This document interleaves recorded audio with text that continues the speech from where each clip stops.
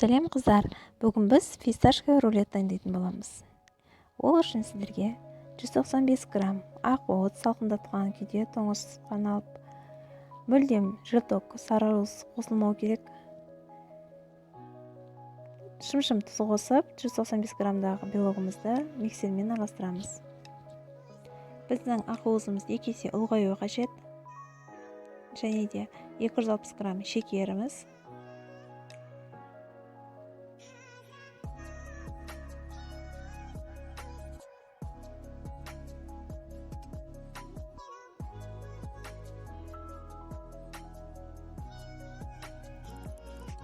Міне біздің ақ уызымыз 2 есе ұлғайды. Енді жаймен отырып біздің шекерімізді қосамыз.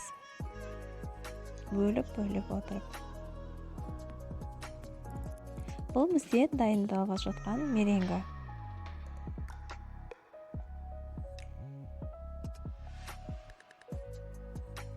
Міне осындай болу қажет біздің меренгамыз.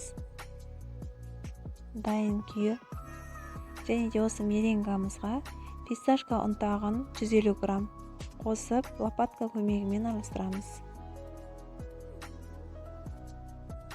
Міне біздің фисташка ұнтағымыз.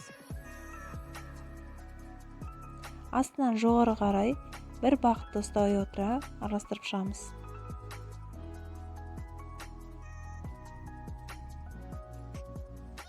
Және де қыздар айта кететін, егер фисташка ұнтағы арасында қалып кетсе, сәл сілкілеп араластырып алыңыздар. Бәрі біркелкі араласу керек. Осындай біздің массамыз дайындалды.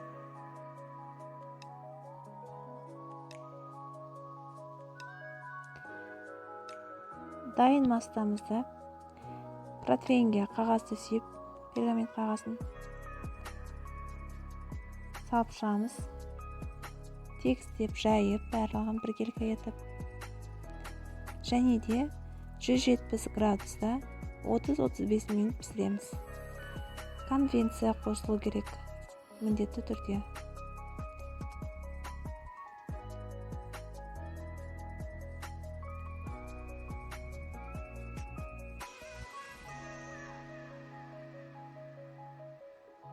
Міне осылай біз массамызды жайып шықтық, біркелкі етіп. Қазір пісіріп шығарамыз. Міне біздің фисташкамыз дайын. Енді суығанын күтеміз, және де ол кезде біз кремімізді дайындаймыз. Осылайша екінші бетіне пергамент төсеп, аударып аламыз. Себебі сыртқы жақ беті сыртына қарау керек біздің ораған кезде рулетіміздің. Міне бізде крем-чиз және де маскарпоне. Менде крем-чизін креметті қолдансаңыздар болады, болмаса осы коллектің крем-чизін алсаңыздар болады. 125 грамм творожный сыр және маскарпоне 125 грамм.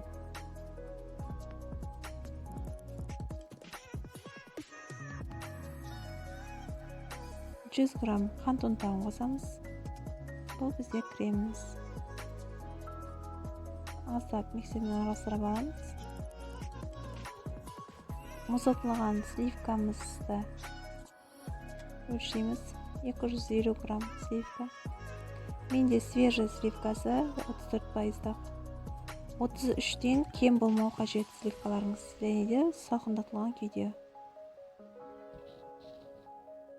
Қатты кремді араластырмаймыз, себебі рулетімізге сіңімді болу қажет.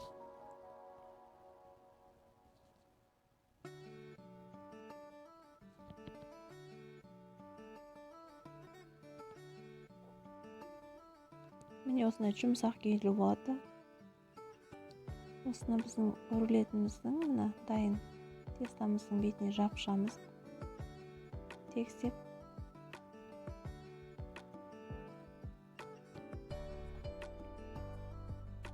Аздап алып қаламыз бетіндегі сәндеу үшін креміне. Және де менде свежий малина. Малина свежийні қолдансаңыздар болады, болмаса замороженный қолдансаңыздар болады. Не болмаса құлпынай қоссаңыздар да болады. Бірақ фисташкамен негізі малина әдемі үйлеседі. Алып тоңазытқышқа қатырып алсаңыздар болады дәл қазір жаздың кезінде.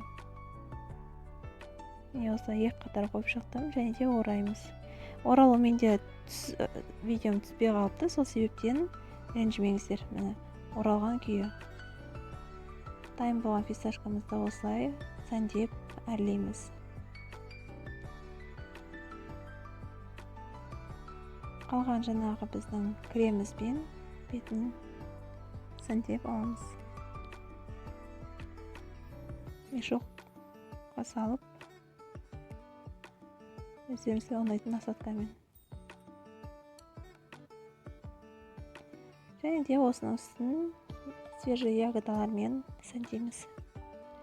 Менде малина және ержа малина қолдандым. Біздің дайын болған рулетімізді 3-4 сағат тоңазытқышқа қойып, барып кескен абзал. Себебі креміміз біздің сіңу керек. Сол кезде өте жұмсақ, ауызда еріп тұрады.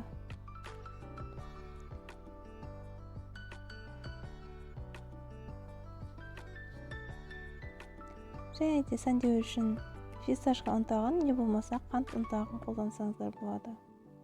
Мен қазір қант ұнтағын сепіп шығамын.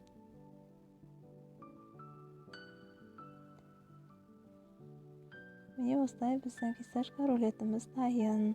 Қыздар, қараңыздар, өте керемет әрі жеңіл. Сіздермен бірге болған Жадия кондитерлік орталығы ас болсын, қыздар.